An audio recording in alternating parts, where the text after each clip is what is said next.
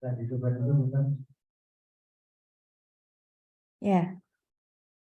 udah kelihatan ya share screen-nya berarti ya.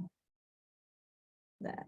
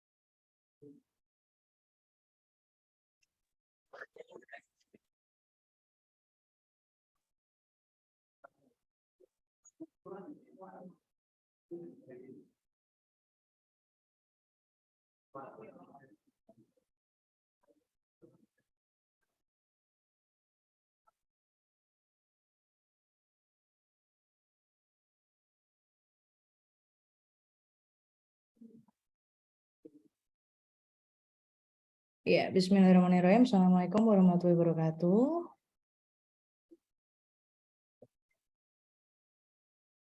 Ini kuliah kita yang kedua ya. Jadi kemarin tentang kardiologi dan sekarang yang vaskuler. Saya udah nggak laringitis sebenarnya, udah sembuh. Tapi saya tetap nggak bisa naik ke lantai 3, Dek. Masih hamil trimester 3 ya. Jadi mohon pemaklumannya kalau harus lewat hybrid atau daring. Oke, kalian tuh ber-250 anak ya, ber-250 anak, tapi kok saya nggak ngelihat ruang kuliahnya padat. Apa emang kalian banyak yang di luar atau ada keperluan lain, saya nggak tahu ya. Tapi kalau dari input yang dibicarakan sama dosen-dosen, memang angkatan 2022 itu agak memotivasi para dosen itu biar gimana caranya ya kerja lebih baik, biar kalian itu nilainya meningkat. Karena kalau kuliah di selain kedokteran itu tujuannya apa sih? Kenapa kok orang tuh harus kuliah, tahu nggak? Kan mesti maunya apa? Harapannya apa? Harapannya itu kan mesti mau membuka kesempatan kehidupan karir yang lebih baik, ya toh. Itu kalau selain kedokteran. Tapi kalau kedokteran ada tambahannya apa? Kalian salah belajar, itu dampaknya ke nilai. Dampaknya malah ke nilai juga, tapi kemana? Ke nyawa orang. Ya. Jadi apa yang kalian pelajari hari ini itu sebetulnya ikut menentukan takdir orang lain yang akan jadi pasien kalian besok, ya. Jadi sebenarnya mau pola belajar kalian kayak gimana, harapan saya adalah kalian sadar betul bahwa pilihan yang kalian ambil itu mempengaruhi keselamatan orang lain, termasuk apa yang kalian pelajari hari ini ya. Nah, kenapa kok saya himbau tadi malam saya pesan ke Raffi ya, kalau bisa kalian kumpul di lantai 3. Karena kalau orang menuntut ilmu dan berkumpul di satu majelis itu keberkahannya beda, Dek. Ya, keberkahannya beda daripada kalian sendiri-sendiri di rumah di Zoom. Kan ilmu yang nggak diberkahi nggak bermanfaat, ya kan? Nah, jadi saya harapannya gitu.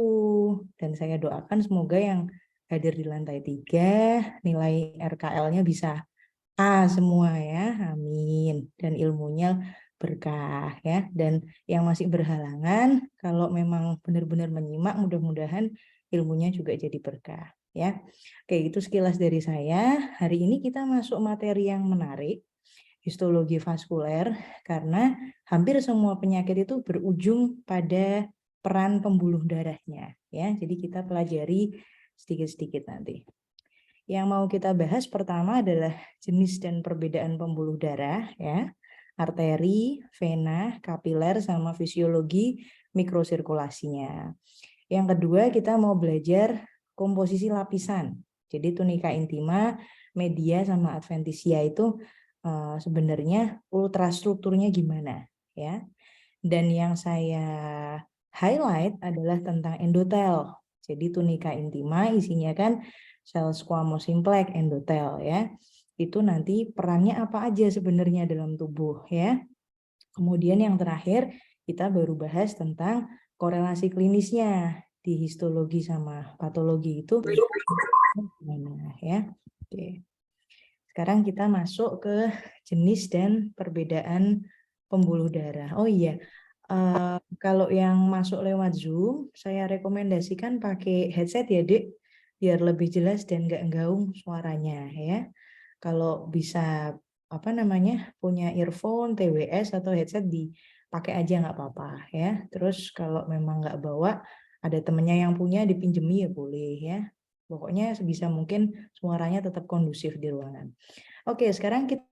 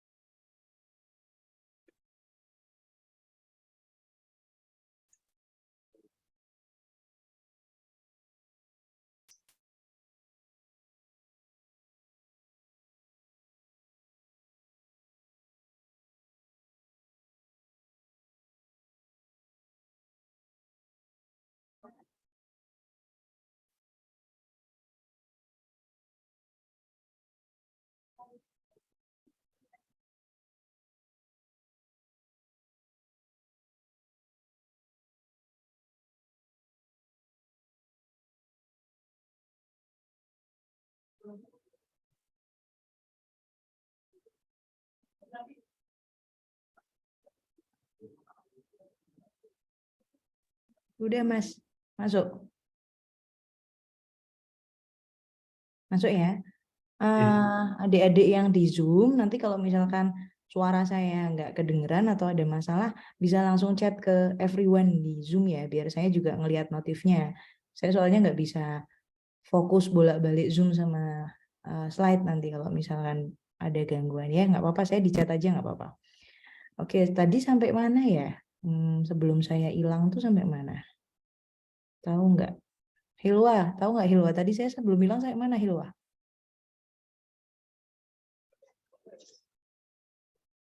Share screen-nya mana sih?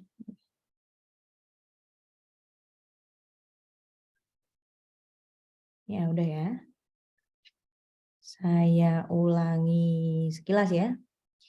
Jadi vessel itu ada blood vessel sama lymphatic vessel, vascular vessel sama lymphatic vessel.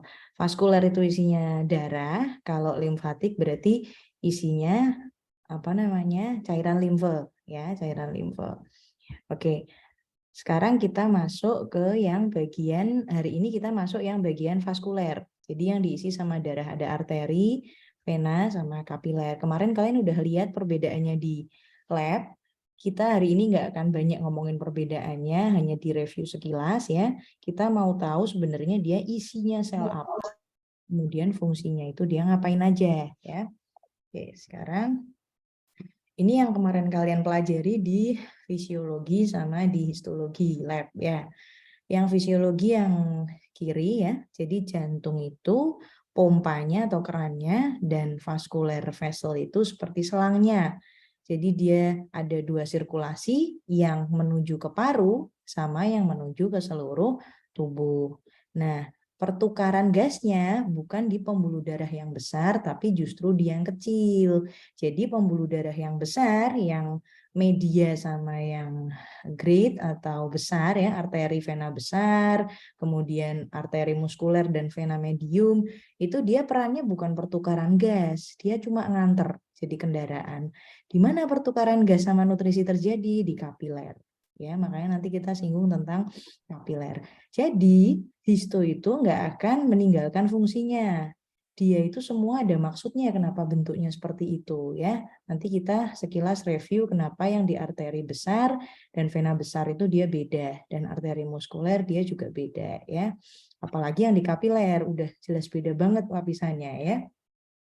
Nah, kalau ngomongin masalah preparat ada dua jenis sebenarnya potongannya ya.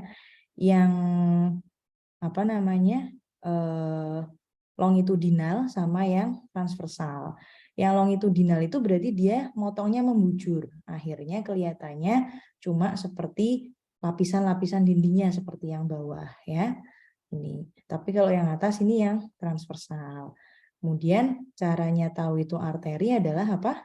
Dia bulatnya konsentris ya, terus dia ada 3 lapis. Vena juga ada 3 lapis, tapi dia nggak konsentris karena terkait sama komposisi tunika medianya yang nggak sama jumlah serat otot polosnya. Makanya yang satu kolaps, yang satu tetap bisa bulat bagus ya. Oke, sekarang kita lihat ya. Kalau kalian lihat di namanya preparat histologi, kalian akan menemukan beberapa bentukan organ yang mirip lingkaran, ya kan? Ternyata yang lingkaran itu nggak cuma pembuluh darah ya, kita bahas sekilas langsung. Yang ini kalian udah tahu, arteri yang nggak konsentris tapi masih 3 lapis juga vena. Ada satu yang bulat, tapi dia nggak ada lingkarannya, lubangnya, tengahnya tuh nggak ada lubangnya. Contohnya yang ini ya, apa ini? Ini saraf yang kalian kemarin pelajari di modul saraf ya itu. Dan biasanya arteri, vena, saraf tuh letaknya bisa berdekatan. Kemudian ada satu lagi yang dia dindingnya itu enggak 3 lapis, tapi dia lumayan tebel dindingnya. 1 lapis tapi tebel, mana ini? Ya. Itu bukan pembuluh darah tapi duktus atau saluran dari kelenjar, nggak ada hubungannya sama pembuluh darah ya. Dia bikin enzim atau bikin hormon dan nanti disalurin lewat situ.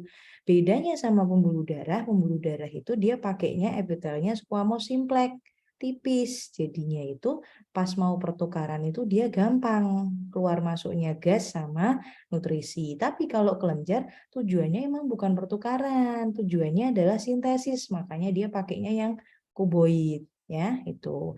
Kemudian kalau kita lihat ya yang di bawah sini vena, arteri sama kapiler. Lihat kalau teorinya kan ada beberapa tabel yang bilang lapisan-lapisan otot polosnya atau yang kayak di buku apa? Histomu kemarin di praktikum ya kan. Tapi kamu bisa nggak ngitung itu? Langsung bilang ini, oh ini arteri yang kecil karena masih 2 lapis, 3 lapis. Oh ini arteriol karena udah sekian lapis. Bisa nggak? Nggak bisa. Makanya kalau di histo langsung dibilangnya cuma vena atau arteri kalau ngelihat kayak gini ya. Tapi yang kalian perlu jeli adalah yang kapiler. Lihat kapiler. Dia ukurannya udah sangat-sangat kecil ya. Bahkan kalau diibaratkan eritrosit yang bisa di situ sebenarnya dia kayak jalan setapak buat eritrosit. Jadi cuma sebaris saja ya itu. Kemudian yang menarik adalah pembuluh darah itu dia seringnya di mana? Di jaringan ikat. Jadi pembuluh darah itu nempelnya di jaringan ikat bukan di epitel, bukan di otot. Itu nanti kita juga bisa lihat di komposisinya pembuluh darah ya.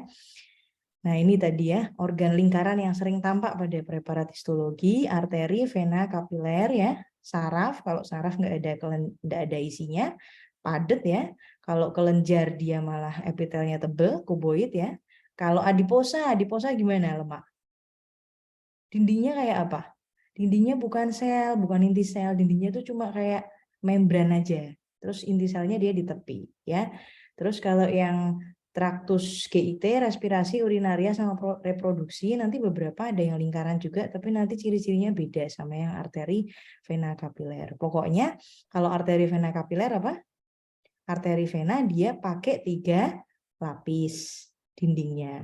Kapiler dia pakai 1 lapis ya. Tuh. Oke. Sekarang yang jenis pembuluh darah berdasarkan ukurannya sama lokasinya ya. Dia dari jantung, darahnya dipompa, masuk ke arteri elastis dulu sesuai namanya, dia memang elastis ya. Kemudian dia masuk ke arteri muskuler, kemudian baru ke arteriol dan ke kapiler. Kemudian dari kapiler dia baliknya lewat venul, kemudian vena medium, baru ke yang vena besar. Beberapa buku itu ada yang membedakan arteriol sama arteri kecil, Dik. Tapi kalau saya lebih suka yang arteriol tuh dianggap aja jadi arteri kecil ya, karena perbedaannya terlalu nggak signifikan ya. Jadi kalau kalian ditanya jenis pembuluh darah, kalian bilang aja arteri ada 3, vena ada 3, kapiler ada 3. Yang arteri elastis, muskuler sama arteriol. Yang vena itu vena besar, vena media sama venul ya, yang kapiler nanti ada yang kayak bawah tuh lihat. Continue, fenestra sama discontinue ya. Kalau continue dia antar selnya itu rapet. Nggak ada yang boleh keluar selain nutrisinya tok atau gasnya tok ya. Jadi oksigen karbon dioksidanya aja sama nutrisi atau metabolic waste-nya aja. Dia tukeran di sana ya. Yang bawa oksigen karbon dioksida siapa? Eritrosit apa plasma? Eritrosit ya. Yang bawa nutrisi siapa? Plasma. Jadi mereka keikat ke protein-protein yang ada di plasma ya.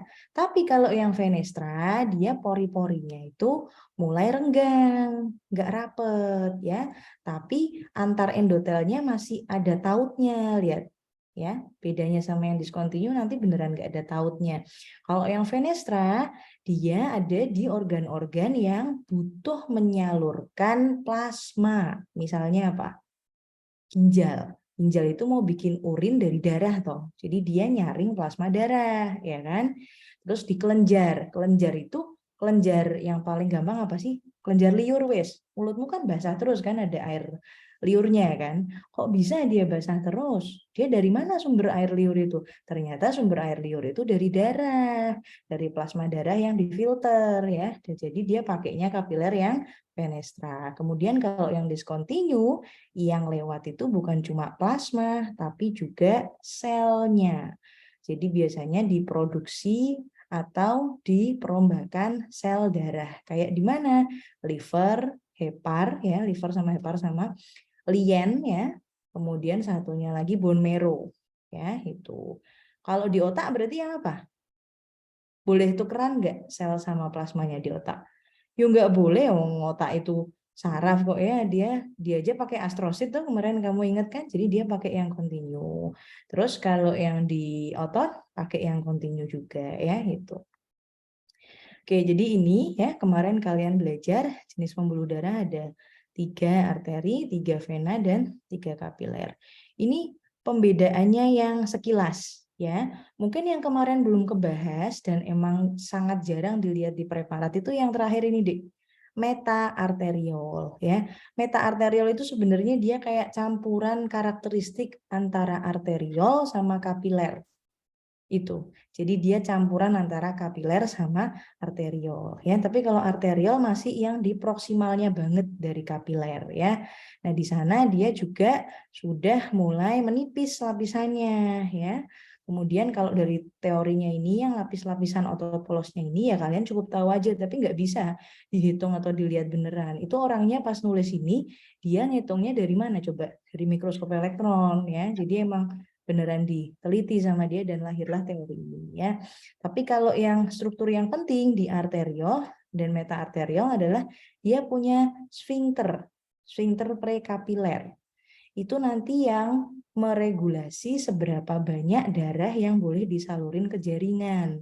Jadi seberapa banyak traffic dari metabolic waste, nutrisi, sama oksigen karbon dioksida yang mau ditukar nih ke jaringan. Itu yang nentuin si arteriol sama metaarterial. Kapiler itu tinggal lokasinya aja, lokasi pas pertukarannya. Jadi kapiler tuh cuma terima jadi, ya, dia pasrah aja. Tapi yang ngontrol itu si arteriol sama metaarterial ya. Nanti kita lihat lagi.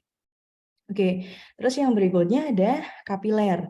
Kapiler ini dia ada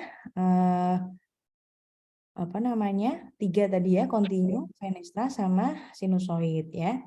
Tadi ya apa namanya? Ininya lokasi-lokasinya kalau bisa kalian hafalin ya, karena penting di modul-modul selanjutnya pun dia nanti berkorelasi sama fungsinya ya. Kemudian ini vena ya, vena ada vena besar, vena sedang dan venula ya. Ingat bedanya arteri sama vena adalah dominasi dari lapisannya. Kalau arteri yang dominasi siapa? Tunika media. Kalau vena yang dominasi siapa? Tunika adventisia ya. Itu nanti ada kaitan sama fungsinya karena si arteri itu dia menerima tekanan yang lebih besar dari jantung. Jadi dia harus kuat, dia harus stretch-nya fleksibel dan dia elastis ya itu. Tapi kalau vena dia bukan masalah menerima tekanan besar. Tekanan di vena itu bahkan sudah tinggal berapa?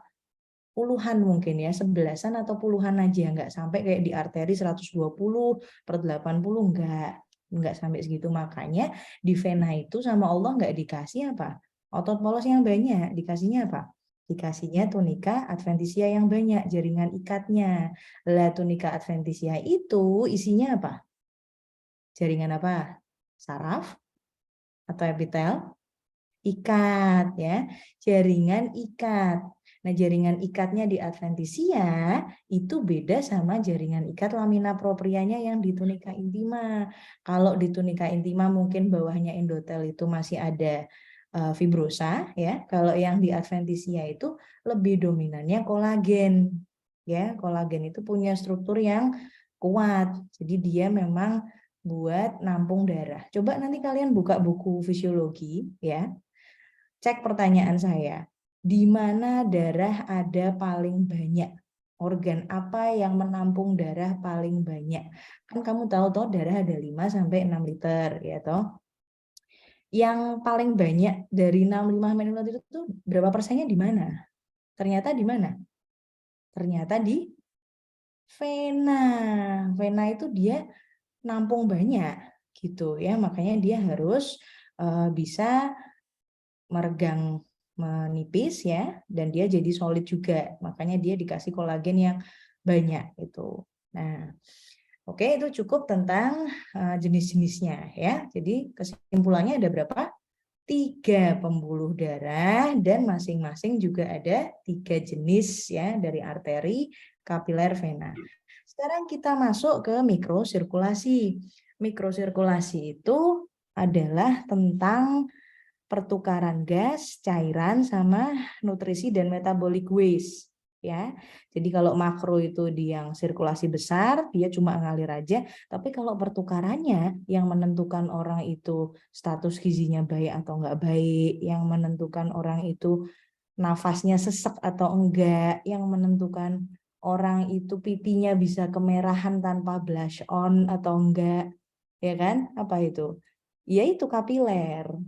Ya, kalau dipikir-pikir yang cewek tuh, kalian pakai lipstick, pakai blush on tuh biar apa? Biar kemerah-merahan toh. Lah kemerah-merahan tuh warnanya dari mana? Ternyata dia dari kapiler yang sehat. Kapiler yang sehat pas ketemu kulit yang sehat. Jadinya kalau orang yang beneran natural beauty gitu ya, Dia nggak usah pakai blush on, dia pipinya udah kemerah-merahan sendiri, bibirnya udah kemerahan. Nah, itu sebenarnya salah satu parameter kardiovaskuler ya, dia sehat apa enggak kardiovaskulernya. Kelihatan tuh dari mikrosirkulasinya. Oke. Yang kalian lihat di depan ini adalah mikrosirkulasi yang dikasih contoh di usus. Namanya di mesenterik ya, di mesenterik. Di mesenterik itu si literatur ini cerita bahwa pertukaran gas yang ada di kapiler itu sebenarnya diregulasi sama struktur yang namanya sphincter prekapiler. Kapiler kan yang ini nih, yang kayak jaring-jaring, ya toh. Lah, biar darahnya bisa masuk sini, pintu gerbangnya itu ada di proksimal sini. Jadi di arteriol. Kemudian ada struktur tambahan metaarteriol ya, kemudian baru setelah dari kapiler dia ke venul. Lah yang arteriol sama metaarteriol itu adalah beda fungsinya adalah arteriol mulai punya sphincter prekapilari dan metaarteriol juga punya sphincter prekapilari. Tapi bedanya metaarteriol itu punya fungsi tambahan mbok menowo sirkulasinya itu perlu di-cut yang di perifer untuk darahnya itu dialihin dulu ke organ-organ yang penting.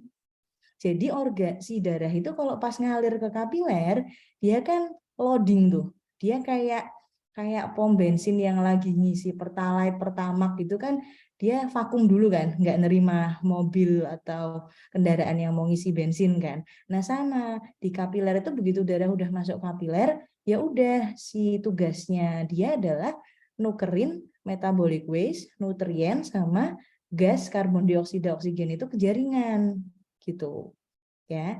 Lah jadi kan kira-kira waktu untuk dia kembali ke jantung itu lebih lama atau lebih singkat kalau dia loading dulu gitu? Lebih lama toh. Nah, besok kalau kalian belajar di kardio, masalah di kardio, ada kondisi yang namanya hipotensi atau kalau udah parah itu shock. Jadi shock itu kalau kalian ditanya ya mahasiswa kedokteran ya, saya pernah nanya angkatan berapa bingung. Shock itu apa, Dek? Mereka semua jawabnya apa? Shock itu kaget katanya. Saya yang udah lama nggak ngerti bahasa awam shock itu kaget ya malah kaget ya. Karena bukan itu yang saya maksud. Shock itu adalah perfusi di perifer itu kurang. Jadi pertukaran gas itu di limit dulu, dialihin ke sentral, ke organ-organ yang penting kayak otak, jantung, sama ginjal. Nah, pas ada keadaan kayak gitu, siapa yang meregulasi? Ya metaarteriol ini. Jadi ketika dia nutup nih, sfinkternya dikonstriksi kan, nanti dia darahnya nggak masuk ke kapiler, tapi malah langsung bypass ke anastomosis lainnya. Ketika dia bypass, dia langsung balik ke vena. Jadi jaringannya gimana kira-kira? Loading pertukaran nggak dia? Enggak pertukaran. Akhirnya gimana? Akhirnya timbul misalkan kalau orang shock tangannya sama kakinya kalau dipegang apa? Dingin. Jadi akral dingin. Ya itu karena darahnya nggak lewat situ. Karena darahnya didirect ke organ yang penting. Gitu ya.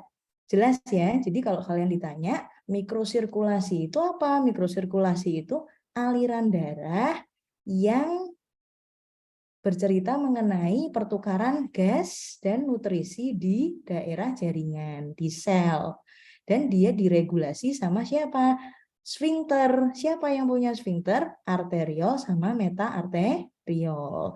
Kalau sirkulasinya normal, semua jaringan bakal dapat darah. Kalau sirkulasinya nggak normal, dia akan nutup dan darahnya akan lewat ke anastomosis atau jalur lainnya terus langsung balik ke jantung lagi gitu ya.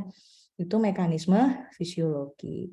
Jelas ya? Kalau ada yang mau tanya silahkan ngetik di chat apa everyone, nggak apa-apa Dik, nanti saya baca ya. Oke, sekarang kita masuk ke komposisi lapisan. Ya, kemarin kalian udah tahu bahwa 3 lapisan itu sebenarnya sama ya. Tunica intima, media, sama adventisia. Kalau tunica intima, dia itu lebih ke jaringan epitel ya. Kalau tunica media, dia lebih ke jaringan otot. Tunica adventisia, dia lebih ke jaringan ikat ya. Sekarang komposisinya sebenarnya selain sel itu ada apa aja? Nah, karena di epitel ini dia ada makanya, ternyata epitel yang di pembuluh darah adalah apa? Squamous simplex karena terkait fungsinya yang harus tukeran gas ya, dan dia harus licin, harus lembut, harus halus biar nggak gampang diendapi. Jadi dia pakai squamous simplex. Kemudian di bawahnya epitel itu nggak cuma di pembuluh darah ya, di semuanya bawahnya epitel tuh ada apa? Ada garis tipis ya, kayak alasnya gitu toh. Namanya membrana basalis ya. Lah, membrana basalis atau lamina basalis itu bawahnya pas itu ada namanya lamina propria. Lamina propria kalau di epitelnya tunika intima biasanya langsung disebut sebagai daerah subendotel. Itu nanti akan berperan misalkan orang yang punya plak aterosklerosis atau plak pembuluh darah, dia pertama numpuknya di situ dulu deh, di subendotel, bukan malah di endotelnya ya. Kalau udah parah, dia baru nonjol ke endotel itu. Sekarang yang tunika media. Tunika media itu dia cuma punya otot polos. Kemarin kalau di jantung, dia ototnya otot jantung kan, miokardium kan. Kalau ini dia ototnya otot polos, ya sama-sama involunter, tapi dia jenisnya beda, ya itu. Terus dia itu fungsinya buat ngatur diameter lumen di pembuluh darah si otot itu ya, karena bisa kontraksi sama relaksasi. Pas kontraksi berarti apa lumennya? Menyempit apa melebar? Menyempit ya. Kalau pas dilatasi, relaksasi berarti melebar. Istilahnya kalau di pembuluh darah apa, Dek? Namanya vasokonstriksi. Vaso itu maksudnya pembuluh darah ya. Kemudian sama vasodilatasi, maksudnya relaksasi itu tadi ya. Nah, terus di otot polos itu sebenarnya juga ada sedikit matriks jaringan ikat, tapi nggak kelihatan jelas ya. Cuma beberapa struktur kayak arteri elastika yang beneran kelihatan ada serabut elastiknya. Tapi selain itu dominasinya cuma otot polos ya. Jelas ya. Jadi tunika intima epitel, tunika media otot. Ya. Sekarang yang tunika adventisia. Yang tunika adventisia itu jaringan ikat. Kenapa sih kok dia disebut jaringan ikat? Kalau saya dulu berhipotesisnya mungkin ya karena dia tuh buat anchoring atau ngiket ke organ-organ sekitarnya. Itu ya, mungkin itu kenapa kok namanya konektif atau jaringan ikat ya. Dia buat ngiket ke organ sekitarnya biar kenceng gitu, biar solid ya. Nah, pembuluh darah itu dia juga punya jaringan ikat. Jaringan ikatnya paling banyak di tunika adventisia, dan karena jaringan ikat, kamu lebih jelas lihat selnya apa lihat matriksnya? Lihat matriksnya, ya kan? Yang kayak kolagen, fibrosa, elastin, retikuler, itu seratnya, matriksnya, ya. Nah, jaringan ikat selnya yang mana? Selnya biasanya yang fibroblast ya, yang terselip di antara matriksnya ya, itu. Oke, terus setelah itu ini komposisi ilustrasi komposisinya ya, yang bisa kalian lihat kemarin di anatomi sama di fisiologi.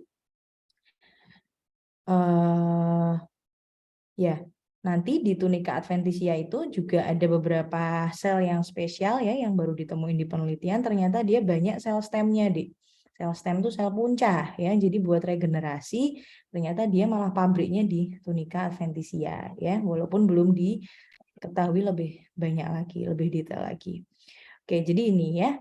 Jadi kalau kalian lihat 3 lapisan itu, yang bersentuhan langsung sama darah itu siapa?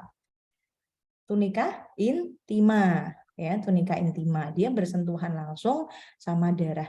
Jadi tunika intima itu lebih rentan sama kerusakan atau potensi penyakit karena yang dibawa sama darah, karena dia terpapar langsung ya, makanya nanti dia punya mekanisme proteksi sendiri dibanding tunika media sama tunika adventisia ya itu.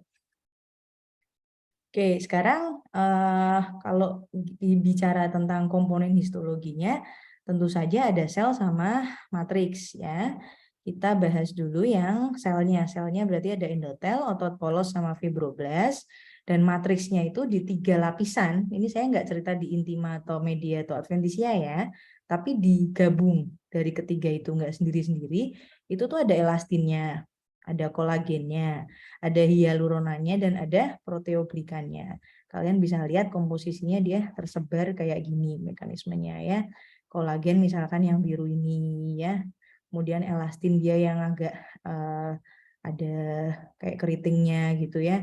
Hyaluronan dia kayak kolagen tapi lebih tipis ya. Proteoglikan yang seperti ini ya. Kemudian ada protease sama lamina elastika, elastisnya ya. Sekarang kita masuk ke yang paling luar dulu, tunica adventisia ya. Paling luar tuh maksudnya paling outer. Jadi di luarnya diameter. Paling yang luar lah pokoknya, bukan permukaan. Kalau permukaan berarti itu yang di dekatnya darah, dekatnya lumen gitu ya. Sekarang kita ngomong yang luarnya dulu. Jadi namanya kan tunica adventisia. Tunica adventisia itu outermost layer, jadi yang paling luar. Nah, dulu dia nggak banyak diketahui dan diteliti. Karena menurut para ahli ya mungkin udah stuck gitu ya. Fungsinya cuma buat ngikat ke organ sekitarnya, terus ya udah end of explanation, nggak ada lagi yang perlu dicari. Ternyata sekarang banyak temuan baru tentang tunica adventisia. Yang pertama, dia fungsinya memang untuk integritas vessel atau pembuluh darah. Jadi biar solid gitu, pas nempel ke organ-organ yang harus ditempelin sama si pembuluh darah itu tuh biar solid, nempelinnya pakai itu, tunica adventisia. Kemudian yang kedua, dia resisting physical strain. Jadi maksudnya dia tuh pas di ngembang kayak apapun dia kuat, bisa nampung ya sesuai fungsinya. Kalau di vena kan adventisianya gede kan, dan ternyata benar vena tuh penampung darah yang paling banyak. Sampai berapa ya kira-kira? 60 atau 70% dari 5-6 liter mutu sebenarnya di vena. Coba nanti dibuka ya buku faalnya, saya lupa. Oke, terus habis itu si tunica adventisia itu isinya kan kalian udah tahu tuh tadi sel fibroblast yang ngeluarin matriks jaringan ikat. Ternyata dia punya struktur lain, apa? Namanya vasa vasorum dan nevi vasorum. Kalau vasa vasorum maksudnya apa? Pembuluhnya pembuluh ya. Jadi pembuluh darah itu kan dia 3 lapis tuh. Intima, media, adventisia. Dia selnya ada berapa jenis? Epitel, otot, ikat. Itu perlu dikasih makan semua nggak selnya? Perlu. Nah, misalnya nutrisinya sama oksigennya itu tergantung sama yang di darah, ya kan? Kamu kan mikirnya gitu kan? Kenapa sih kok harus ada vasa vasorum wong dia tuh dilewatin sama darah yang udah bawa nutrisi dan oksigen gitu kan? Ya tetap harus ada vasa vasorum karena lapisannya tuh 3. Bakal lebih susah dan lama dia nyalurin nutrisi ya dari yang darah langsung ngalir gitu sampai ke tunica adventisia tuh dia susah karena 3 lapis. Makanya dia punya pipa sendiri atau salurannya sendiri buat ngasih makan namanya vasa vasorum. Nah, vasa vasorum itu paling banyak di tunica adventisia. Jadi pembuluhnya pembuluh yang ngasih makan pembuluh darah, yang ngasih oksigen pembuluh darah, itu vasa vasorum. Vasa vasorum ini dulu nggak diketahui sebagai makna apapun dalam suatu penyakit, ya. Tapi ternyata setelah semakin ke sini, plak aterosklerosis, jantung koroner, itu pertama yang kena malah vasa vasorumnya. Katanya gitu, ya, kata penelitiannya. Jadi bukan malah tunika intimanya, tapi vasa vasorumnya yang rusak, akhirnya pembuluh darahnya stres ya karena nggak dapat makan dan oksigen yang benar. Nah akhirnya dia jadi remodeling atau berubah strukturnya, nggak seperti histologi yang kita tahu gitu ya. Nah terus yang kedua dia punya nevi vasorum. Nevi vasorum itu saraf pembuluh darah. Jadi kan kemarin di muskulointegumen kamu udah tahu tulang itu apa? Alat gerak pasif. Yang gerakin tulang siapa? Otot. Yang gerakin otot saraf. Ya sama. Kamu tahu pembuluh darah tuh bisa apa? Melebar sama mengempis, ya kan? Mengembang sama konstriksi, ya kan, dilatasi sama konstriksi. Yang bikin dia bisa ngembang-ngempis gitu siapa? Otot polosnya, karena bisa kontraksi sama relaksasi. Lah yang nyuruh otot polosnya untuk gerak siapa? Saraf. Sarafnya ternyata di tunica adventitia, di nevi vasorum itu. Ya, jelas ya. Jadi kalau kemarin di jantung yang bikin miokardiumnya kontraksi itu spesial, namanya pacemaker. Ya, nggak ada kaitannya langsung sama otak, tapi otak itu ikut ngatur cepat atau lambatnya temponya si jantung. Tapi si otak itu nggak ngasih impuls. Tapi kalau selain jantung, impulsnya tetap dari otak. Dan nanti ada saraf pusat, ada saraf perifer kan. Nah ini kalau nevi vasorum tuh berarti dia tetap yang perifer ya. Jadi kalau kalian ditanya kok bisa dia ngembang-ngempis? Karena ada otot polosnya. Lah kok bisa otot polosnya gerak? Karena dia diperintah sama nevi vasorum dan letaknya di tunica adventitia. Itu jelas ya. Oke, sekarang komposisinya tunica adventitia. Paling banyak dia adalah serabut kolagen. Seratnya serabut kolagen dan dia memang kuat untuk nempelin ke organ-organ di sekitarnya ya biar dia solid gitu. Nah, ini adalah gambar animasinya ya tentang di mana letak-letaknya itu. Kalau di preparat yang asli emang nggak bisa dibedain deh mana yang kolagen, mana yang fibrosa itu yo susah. Paling yang bisa kalian titen itu apa? Elastik ya, serabut elastik. Karena serabut elastik itu warnanya emang kalau nggak pucat sekalian, putih gitu kan, dia malah cenderung hitam. Terus dia itu bukan kayak garis tebel, tapi malah kayak struktur yang curly, kriwil, keriting gitu ya. Itu si elastik ya. Nah, sekarang yang di gambar yang kanan ini adalah komposisi sel yang menempati di 3 lapis sel itu ya. Coba kamu lihat, yang di intima cuma apa nih? Cuma epitel, ya kan? Yang di media cuma apa nih? Otot polos, ya kan? Bentuknya fusiform, gelendong gitu kan? Yang di adventitia, lah, adventitia itu malah banyak ternyata. Dan ini masih jadi penelitian yang menarik bagi para ahli ya. Jangan-jangan adventitia itu bisa jadi peran kunci untuk nyembuhin semua penyakit. Karena semua penyakit itu pada dasarnya pembuluh darahnya yang bermasalah. Ya, sampai dari level DM sampai COVID itu sebenarnya yang diserang adalah pembuluh darahnya. Dan ketika pembuluh darah itu bisa diregenerasi, harusnya umur manusia benar-benar bisa panjang. Kalau orang barat kan mikirnya gitu kan, mereka nggak ada mikir sunatullah atau mikir akhirat ya, piye caranya orang tuh nggak meninggal. Terus nanti kalau buminya udah penuh kemana mereka? Ke Mars katanya ya, nggak tahu bisa beneran di Mars atau enggak, tapi ya itulah intinya. Jadi mereka tertarik meneliti adventitia karena ini selnya tuh banyak, ada sel limfosit ya yang sel imun ya, sel imun ngumpul di adventitia, terus sel yang ini apa namanya progenitor, residen progenitor sel itu juga ada di adventitia dan sebagian di media ya. Terus dia ada fibroblast yang sebenarnya dia berpotensi bisa berubah bentuk jadi apa? Gantiin segala jenis sel yang mati ya itu.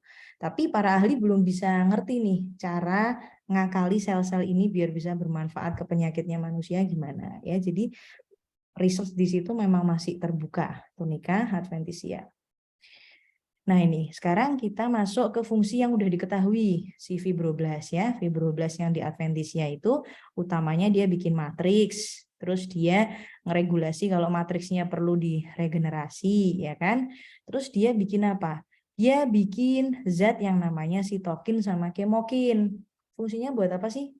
Buat imun itu. Nanti kalian kalau masuk ke sistem imun ya, ada istilah namanya sitokin sama kemokin, itu nanti yang gerakin sel imun untuk ke lokasi yang ada kuman. Dan itu yang regulasi adalah fibroblast ya. Terus dia juga punya monosit makrofag, punya sel T ya, dia regulasi itu.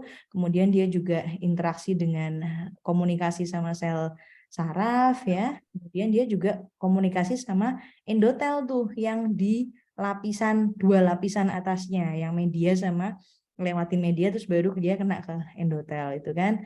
Tapi komunikasinya ini belum jelas dia komunikasi apa ya. Jadi tugasnya fibroblast di adventitia sebenarnya banyak ya. Nanti kalau misalkan fibroblast itu diaktifasi dan diaktifasinya karena mekanisme patologi, dia bisa aja nanti memicu yang namanya peradangan di pembuluh darah karena dia diaktifasi tadi ya.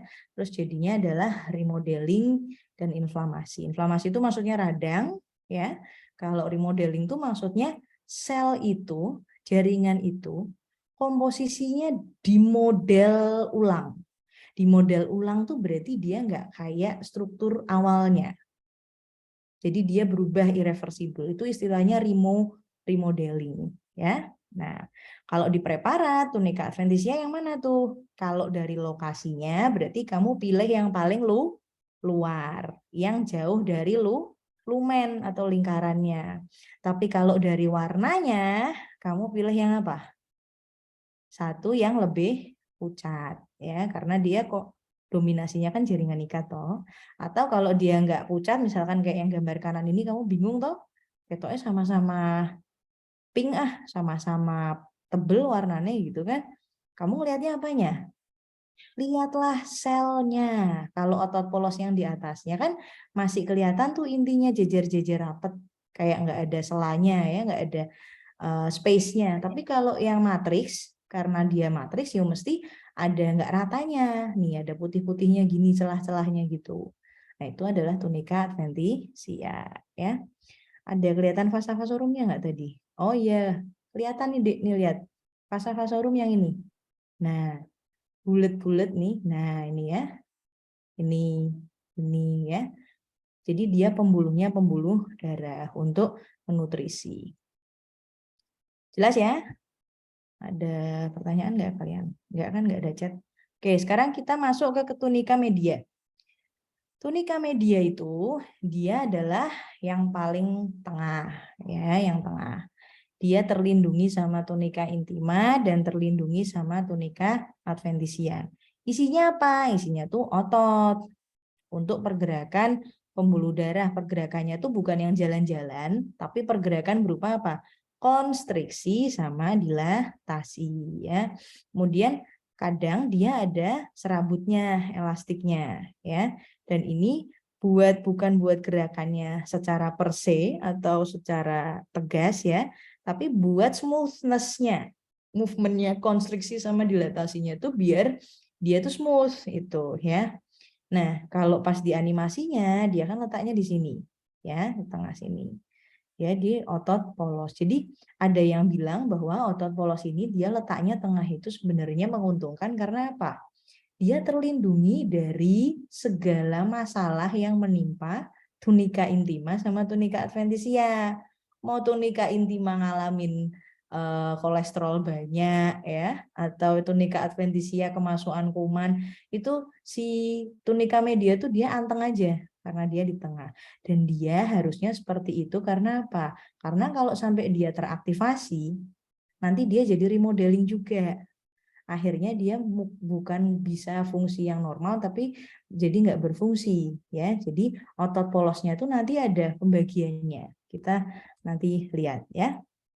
Nah ini, jadi kemarin kamu kalau di jantung miokardium ya kan, otot jantung itu ternyata ada 3 yang kontraksi, yang nganterin impuls atau bikin impuls, sama satunya yang bikin endokrin. Di otot polosnya pembuluh darah ternyata juga ada pembagiannya. Satu, otot polos yang kontraktil. Ya, kontraktil. Yang kedua namanya otot polos yang non kontraktil atau nama lainnya adalah sintetis. Sintetik. Jadi dia itu sukanya mensintesis suatu produk, bukan malah kontraksi.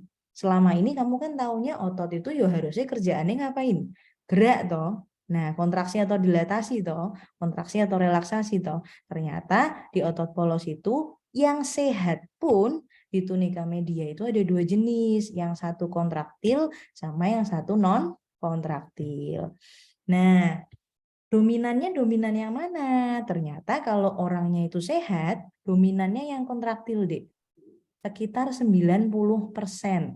Catat ya, sekitar 90% harusnya itu dia isinya otot polos yang kontraktil. 10%-nya baru yang sintetis ya.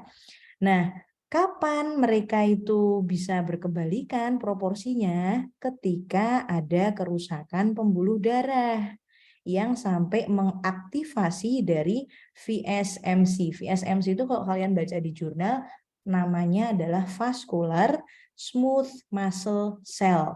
Jadi maksudnya adalah otot polos yang ada di pembuluh darah. Tunika media itu maksudnya ya. Jadi VSMC itu kalau ternyata dia diaktifasi oleh suatu stres, dia bakal berubah dari kontraktil jadi non-kontraktil. Akhirnya dia dilatasi sama konstriksinya, menurutmu terganggu nggak? Terganggu. Akhirnya aliran darahnya terganggu nggak? Terganggu. Akhirnya nutrisi sama oksigennya jaringan sama selnya terganggu nggak? Terganggu. Nah itu makanya jadilah penyakit ya. Makanya sumber penyakit itu sebenarnya semuanya pembuluh darah. Menarik sekali nanti kalau kalian belajar ini ya. Jadi yang ada yang tanya ya, nanti tak jawab ya. Di chat dulu aja nggak apa-apa, Dik. Silahkan. Tak kira Mas Kamal mau ngingetin ada trouble lagi. Oke, sekarang yang ciri-cirinya, bedanya apa? Bedanya kalau yang kontraktil itu dia biasanya cenderung diem. Maksudnya dia tuh nggak punya aktivitas sel yang hiperaktif. Jadi kalau sel itu kan punya organel banyak tuh. Kalian udah belajar kemarin ada sitoplasma, ada mitokondria, ada nukleus, ada macam-macam itu kan. Itu aktivitasnya tuh kayak slow mereka tuh. Kalau yang kontraktil ya, mereka nggak ada target bikin enzim atau apapun gitu tuh nggak ada ya. Tapi dia banyak berisi miofilamen atau protein yang mendukung sifat kontraksinya. Jadi di sana disebut apa? High expression of contractile protein, kemudian low expression of proliferative and ECM protein ya. Jadi aktivitas di dalam selnya tuh hening, tenang, nyaman gitu, nggak ada keributan apapun antar organelnya ya. Tapi kalau yang sintetik nanti sebaliknya. Terus satu lagi migrasinya. Yang namanya otot polos itu harusnya kan dia nggak jalan-jalan, nggak kayak makrofag atau sel imun atau bahkan fibroblast tuh masih bisa jalan-jalan karena tergantung nanti kalau kalian belajar regeneratif medicine ya, kalian akan tahu fibroblast itu ternyata dia bisa bikin apa, bisa bolak-balik bentuknya jadi mesenkim lagi atau dia langsung jadi sel macam-macam untuk regenerasi ya. Jadi dia masih bisa mobile gitu. Tapi kalau yang otot harusnya itu dia anteng. Jadi namanya adalah low migratory rate. Itu yang kontraktil. Ya dia di tunika media terus aja. Nggak usah jalan-jalan itu ya. Tapi kalau dia sudah diaktifasi oleh suatu stres, dia akan berubah jadi dominasi yang otot polos sintetik atau non-kontraktil. Dia sifatnya malah proliferatif ya. Jadi dia ngembang terus gitu kan. Terus dia itu low expression of contractile protein, miofilamennya menipis, ya kan, karena nggak butuh aktin sama miosin, jadi dia menyesuaikan sendiri. Kemudian kalau diperiksa proteinnya, dia sangat-sangat aktif mengekspresikan protein sintetis. Jadi dia bikin macam-macam, bikin matriks, bikin apa, enzim dan lain sebagainya ya. Kemudian yang terakhir dia high migratory rate. Ini nanti yang akan kalian bahas di aterosklerosis ya. Di aterosklerosis itu akan bilang kalian jangan bingung kalau ternyata komposisi plak yang di tunika intima malah ada apanya? Malah ada otot polosnya. Coba nanti buka buku PA, buku patologi anatomi ya. Aterosklerosis itu diceritakan pertamanya emang dia ada lemaknya, terus ada plateletnya yang di situ, terus ada imunnya ya kan. Terakhir dia tuh punya komposisi otot polos. Lah para ahli tuh bingung otot polos tuh dari mana, wong yang namanya tunika intima itu epitel ya kan. Ternyata setelah diselidiki ada migrasi dari tunika media ke tunika intima. Karena tadi dia udah nggak mau anteng si otot polosnya itu. Makanya beberapa buku bahkan bilang apa, Dek? Aterosklerosis itu dikira kayak kanker pembuluh darah. Apakah dia kanker atau enggak masih nggak tahu ya, karena tadi sifatnya si otot polos yang dia tuh malah proliferasi terus, ngembang terus, tumbuh terus, dan malah jalan-jalan sampai ke tunika intima ya. Itu bedanya ketika dia fisiologi sama patologi. Jadi kalau kalian ditanya tunika media apa isinya? Otot polos. Otot polosnya ada berapa jenis di histo? Ada 2, yang kontraktil sama yang non kontraktil. Lebih banyak mana kalau fisiologi? Lebih banyak yang kontraktil. Tapi kalau rusak, patologi, remodeling, dia bakal banyak yang apa namanya? Sintetik, sorry ya, yang non kontraktil ya. Jadi yang gambar sebelah kiri ini adalah susunan sel otot polos. Taumu dari mana? Pertama lokasinya di tengah, gitu, lapisannya. Terus yang kedua apa? Yang kedua adalah bentuknya gelendong atau fusiform, ya kan? Terus yang ketiga apa? Yang ketiga adalah dia terpulasnya lebih merah dibandingin epitel atau jaringan ikat. Yang keempat apa? Yang keempat dia itu inti selnya cenderung jelas, batas antar membran sel ke membran yang lain juga jelas, nggak kabur kayak yang di jaringan ikat. Ya, itu ya. Terus kalau di antara sel-sel ini ada kayak ping-pingnya gini, ternyata dia adalah matriks. Yang sekresi siapa? Bisa otot polosnya sendiri ya, dalam keadaan normal yang 10% tadi, atau jaringan ikat sedikit yang ada di sana, fibroblast yang ada di sana ya. Jadi itu ya. Jelas ya?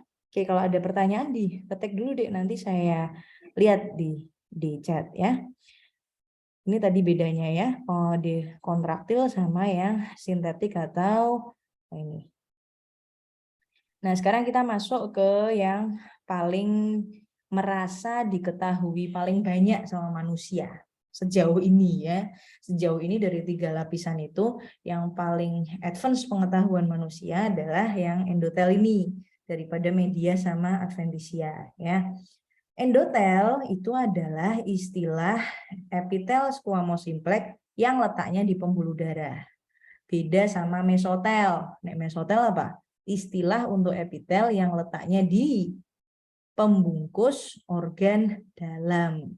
Ada perikardium kalau di jantung, ada pleura kalau di paru-paru, sama ada peritoneum kalau di pencernaan ya. Itu sama, ada mesotelnya semua. Makanya nanti kadang ditemuin penyakit kanker namanya mesotelioma. Nah, itu maksudnya dari mesotel ya.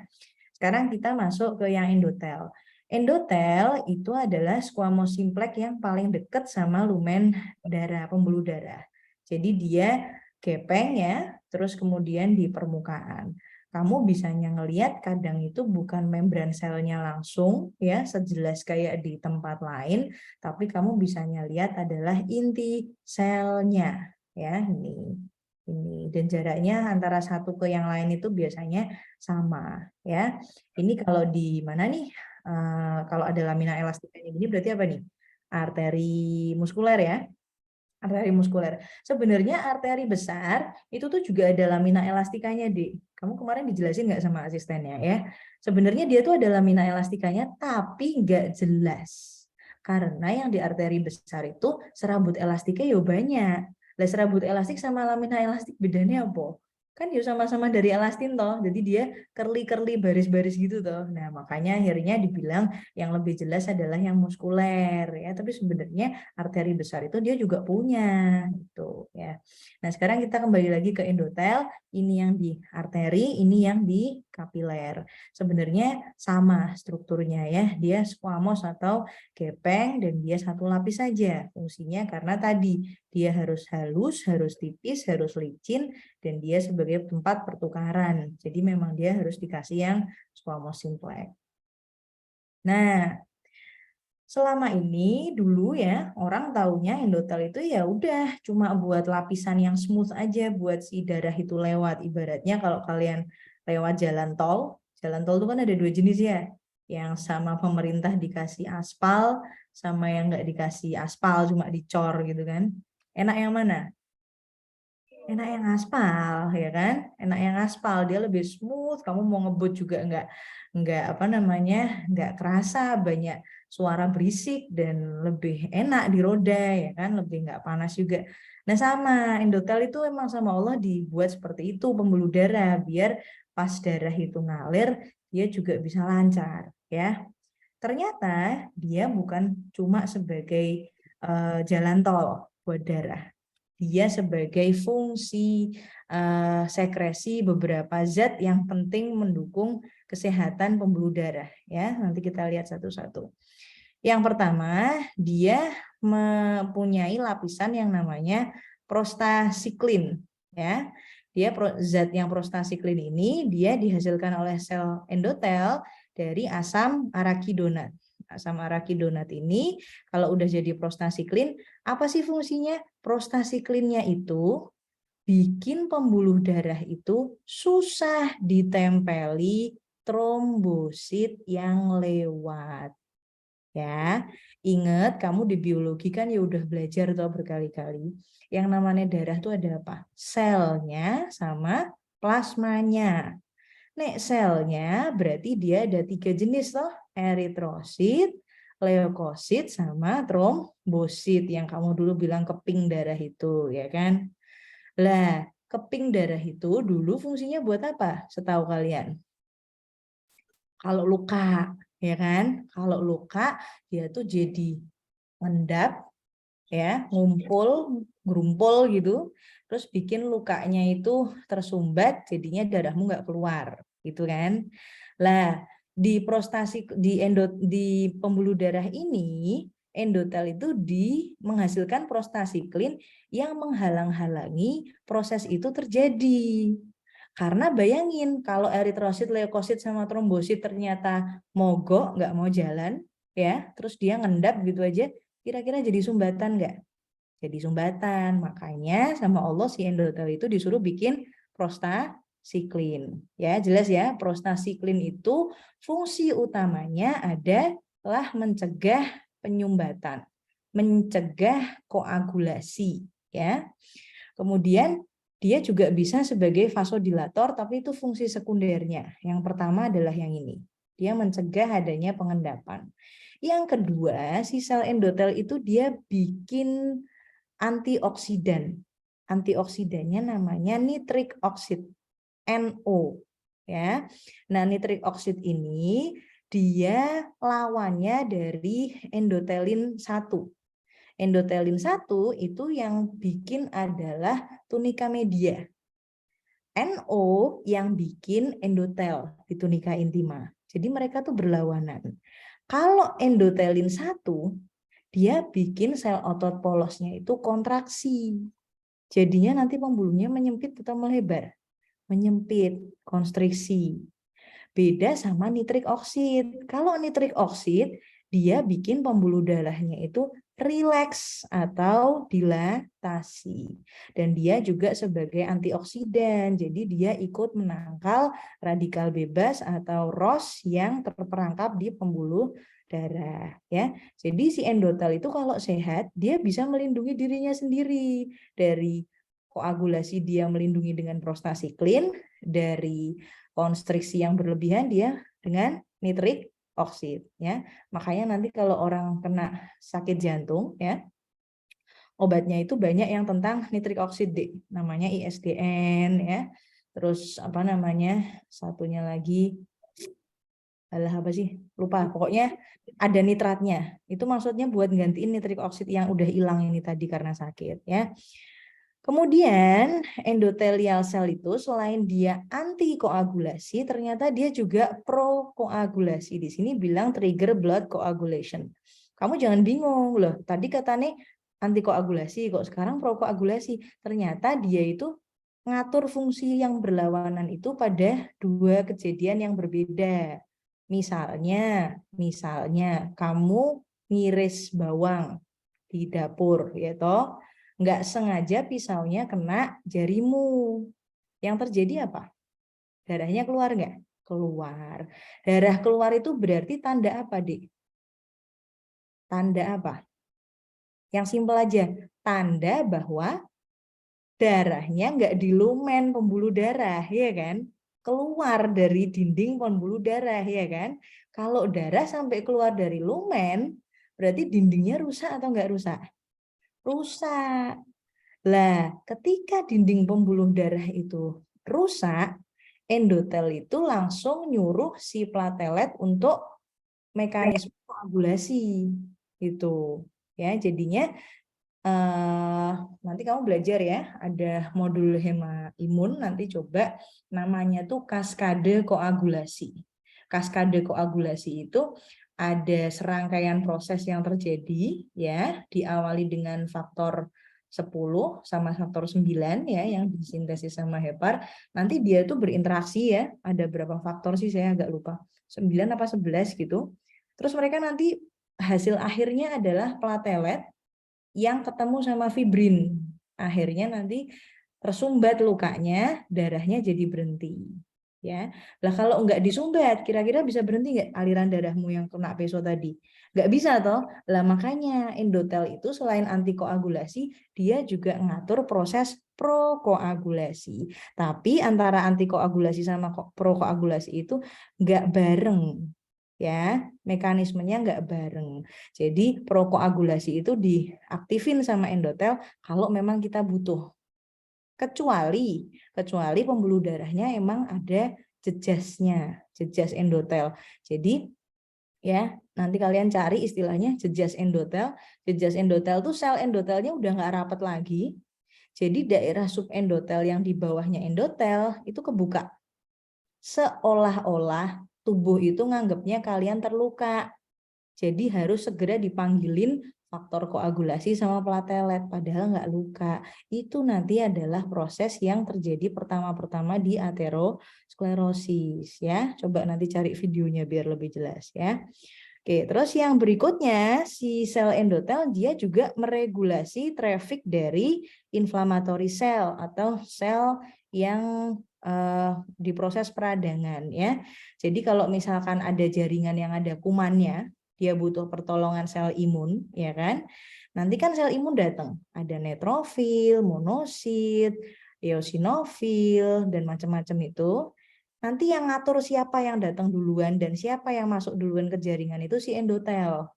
Dia ngeregulasi. Makanya nanti orang yang infeksinya akut sama yang infeksinya kronik itu leukositnya beda ditemuinnya. Ya, karena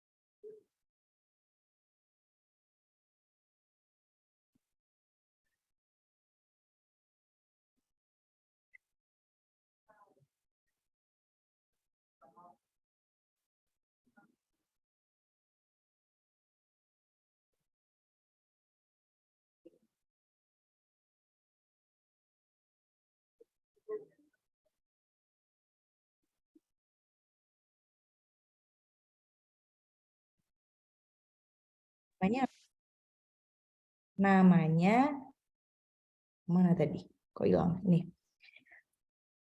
Oh, tak ini ya, Dek. Sorry, share screen-nya keluar. Bentar. Nah, kalau endotelnya nggak berfungsi, namanya apa? Namanya disfungsi endotel. Coba nanti kalian cari ya, itu di artikel banyak cerita. Mau penyakit jantung sampai penyakit COVID, ternyata dia yang salah adalah endotelnya. Ya, jadi disfungsi endotel. Gambar yang kanan ini adalah yang paling banyak terjadi di dunia yang sering dibahas tentang jantung koroner ini ya. Jadi yang kiri ini adalah gambar pembuluh darah yang udah nggak 3 lapis lagi tapi sembuh berapa lapis dia ya. Saking dia udah apa namanya banyaknya ininya plaknya ya. Terus yang berbeda apa? Yang berbeda adalah lumennya udah nggak bersih. Nih lihat dia ada tumpukannya ya, ada sel busa, ada makrofag, nanti ada platelet juga, kemudian ada fibroskop juga. Sebenarnya kapan dia terjadinya? Terjadinya ternyata dia sejak umur 20 tahun atau 10 tahun. Ya, jadi kayak kalian ini, kayak saya ini ya udah mulai progres mungkin itunya ya. Cuma dia ada beberapa tahap, nggak langsung yang mengerikan kayak gini, enggak ya. Pertama itu lihat dia intimanya dulu yang dia agak tebel ya. Kemudian lama-lama intimanya tambah tebel, ada bulat-bulat apa nih? Kayak adiposa kan ya, numpuk di situ. Terus nanti lama-lama tambah tebel ya, lama-lama malah ada intinya, terus malah jadi nonjol ke lumen, terus lama-lama lumennya bisa ke sumbat gitu. Kenapa kok bisa seperti itu? Karena endotelnya nggak berfungsi alias disfungsi endotel ya. Nah, ini tadi rangkumannya sel endotel ngapain aja ya. Dia metabolisme lipid, terus dia ada mediator inflamasi, dia ada vasodilator faktor, dia ada vasokonstriksi faktor, dia ada growth factor ya, dan dia ada prokoagulan sekaligus antikoagulan atau anti trombotik ya. Oh iya, tadi ada di gambarnya, gambar animasinya tuh ada ini deh. Mana satu lagi nih? Ini ya. Ini kan endotel yang barusan kita bahas. Ada nih apa nih? Glikokalik. Glikokalik itu ternyata dia kayak gel. Gel yang tipis banget dan dia kalau endotelnya sehat, si endotel itu ada coatnya, ada jaketnya, ada karpetnya, ada alasnya dia. Dia di atasnya endotel ini dia ada glikokalik. Lah glikokalik itu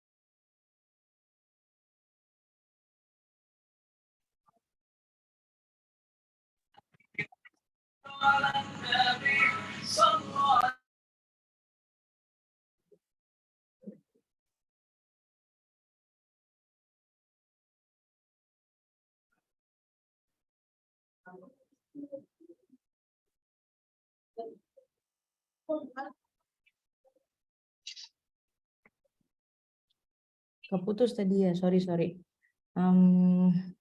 Bentar, kurang dikit kok, Dik. Udah lapar ya kalian? Wait, ini kayaknya. Udah, jelas ya? Mana tadi? Ini.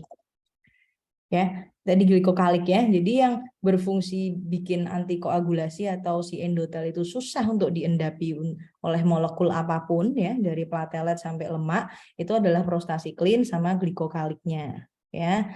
Nah, kalau pas endotelnya nggak berfungsi atau mengalami jejas, berarti dia nggak bisa menghasilkan itu. Akhirnya dia gampang diendapi, akhirnya dia gampang ada sumbatan di sana.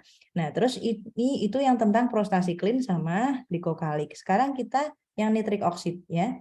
Nitrik oksid itu dibikinnya sama endotel, tapi dia kerjanya nggak di endotel.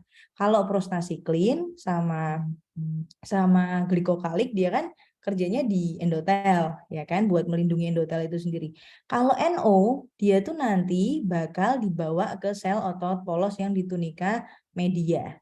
Dan nanti dia bakal mengkonvert dari GTP ke CGMP ya. Terus nanti akhirnya ada protein kinase yang teraktivasi dan akhirnya berdampak pada kalsium influx yang dihambat. Kalau kalsiumnya dihambat, otomatis dia ada potensial aksi nggak? Nggak ada. Kalau nggak ada potensial aksi, berarti dia bisa ada kontraksi nggak? Nggak ada. Akhirnya otot polosnya cenderung apa? Relaksasi atau dilatasi ya. Jadi kalau prostasiklin, glikokalik itu fungsinya di endotelnya, tapi kalau NO dihasilin endotel, tapi yang berdampak terhadap NO adalah tunika media gitu ya. Nah ini tadi ya, kalau fisiologi yang atas, kalau yang patologi yang bawah. Kalau yang fisiologi dia bikin NO, dia jadi barier ya. Barier itu maksudnya sawar ya, nggak gampang ditembus, terus dia jadi bikin prostasiklin. Kalau yang patologi ini radikal bebas ya, kemudian NO-nya nggak dibikin ya, terus habis itu peradangan yang masif kayak di COVID ya, cytokine storm misalnya, terus overactive rash ya, nanti akhirnya jadi patologi. Nah, kalau pengantar korelasinya adalah ini tadi ya, yang paling gampang aterosklerosis ya. Kalau dulu kalian belajar di SMA mungkin ada dua istilah ya, Dik. Ingat nggak? Arteriosklerosis sama aterosklerosis. Kalau atero tuh berarti deposisi lemak ya, walaupun di sana ada platelet sama sel imun, tapi kalau arteriosklerosis itu deposisi apa? Kalsium, biasanya pada orang yang lanjut usia. Jadi walaupun kolesterolnya nggak tinggi, emang pada ujung-ujungnya dia akan kaku pembuluh darahnya. Ya, sunatullahnya gitu. Makanya kalau para ahli barat itu bercita-cita dia ngilangin barier di pembuluh darah, ngilangin limitasi pembuluh darah, mungkin mereka mikirnya bisa nyembuhin semua penyakit gitu ya. Jadi ini ya ada yang faktor-faktor yang disukai dan faktor-faktor yang nggak disukai sama pembuluh darah yang nantinya bisa jadi penyakit. Kalau yang jadi ini adalah yang di sini, yang fisiologi ya. Nah ini ya tadi yang saya bilang endothelial dysfunction ya. Endothelial dysfunction itu berarti ROS-nya atau radikal bebasnya tinggi, tapi nitric oxide sebagai antioksidan yang natural dia rendah. Terus akhirnya jadi tonusnya meningkat. Kalau tonusnya meningkat akhirnya dia jadi kaku. Dan kalian ingat tadi tunika medianya bisa jadi berubah, jadi sintetik ya kan. Terus akhirnya jadi hipertensi. Kenapa kok jadi hipertensi? Ingat tadi tekanan darah di SGD dibahas apa? Rumusnya cardiac output kali peripheral resistance. Jadi yang kita omongin endotel ini adalah tentang peripheral resistance ya, gitu. Terus ini ya faktor-faktornya. DM, gula yang terlalu berlebih di darah ya, lemak yang terlalu berlebih, rokok, stres, fisiologi maupun psikologi ya. Kemarin di European Heart Association itu yang 2021 kalau nggak salah, faktor utama penyakit jantung koroner itu nomor satunya udah bukan obesitas atau kolesterol, Dik. Tahu nggak apa? Nanti dicari coba. Nomor satu di tabelnya katanya apa coba? Loneliness, kesepian ya. Jadi justru stres yang psikologi itu, makanya orang yang stres banyak yang kena penyakit jantung ya. Kemudian ada virus ya kayak COVID itu. Kemudian shear stress itu tekanan darah yang berlebihan ya. Nanti akhirnya ganggu epitelnya, kayak digrogoti epitelnya yang di endotel karena saking kencangnya semburannya si jantung ya. Kemudian ada insulin resisten sebelum DM, diselipid, homosisteinemia. Nah, itu semua bikin nitrit oksidnya turun. Kalau nitrit oksidnya turun, ya udah jadinya disfungsi. Semua penyakit akan datang perlahan ketika hipertensi dan aterosklerosisnya udah jadi. Ya, gitu. Ini juga ya sama tadi ya. Kalau ini cerita tentang tunika medianya. Jadi yang bisa disfungsi itu tunika intima sama tunika media ya, sama. Tadi intinya kalau mereka terganggu 3 lapis itu ya udah organnya juga akan terganggu. Kemudian ini perubahan-perubahan yang ada. Yang kiri ini yang normal, yang kanan dia udah nggak normal ya. Endotelnya dia juga udah jadi lebih tebel ya. Terus dia bisa ada plak yang campurannya, bahkan ada otot polosnya juga ya. Terus dia ada hiperplasi endotelnya dan macam-macam ya. Nanti itu kalian belajar lebih lanjut di PA. Kalau di histo pokoknya kita tahu yang normal, terus dia isinya sel apa, terus kalau memang dia nggak normal yang berubah apa sih sebelum ke PA atau ke patologi itu ya. Nah ini ya. Jadi kalau dari artikel penelitian, the world's leading causes of death dari tahun 2000 sampai 2019 ya. Top 10 disease-nya apa? Ischemic heart disease, penyakit jantung ischemic. Yang salah apanya tuh? Kelenjarnya, sarafnya. Enggak, pembuluh darahnya. Stroke, yang salah apanya? Pembuluh darahnya. COPD atau PPOK, nanti kalian belajar namanya hipertensi pulmonal. Itu juga apanya berarti kalau tentang hipertensi? Pembuluh darahnya. Lower respiratory infection. Ada bakteri, ada virus. Kalau bakteri emang nggak begitu dominan pengaruh ke pembuluh darah. Tapi yang virus, ya kan? Kemarin orang yang menderita COVID itu kematiannya karena apa? Bukan karena virusnya nyokoti parunya, bukan. Tapi karena trombus. Jadi ada pembekuan darah yang besar-besaran di daerah paru gitu ya. Jadi pembuluh darahnya gitu yang kena sama virusnya. Terus apalagi nih yang berhubungan sama pembuluh darah? Alzheimer. Alzheimer apa? Orang yang demensia, yang pikun itu kan. Ya, ternyata otaknya itu juga pembuluh darahnya udah pendek semua, makanya sarafnya nggak bisa dapat asupan yang baik ya. Jadi kalau di artikel penelitian bahkan dibilang dysfunction of vascular endothelium is thus a hallmark of human disease. Jadi hallmarknya penyakit manusia itu adalah di endotelnya. Kalau sampai endotelnya bisa keregulasi dengan baik, diharapkan tuh banyak banget penyakit yang bisa sembuh ya.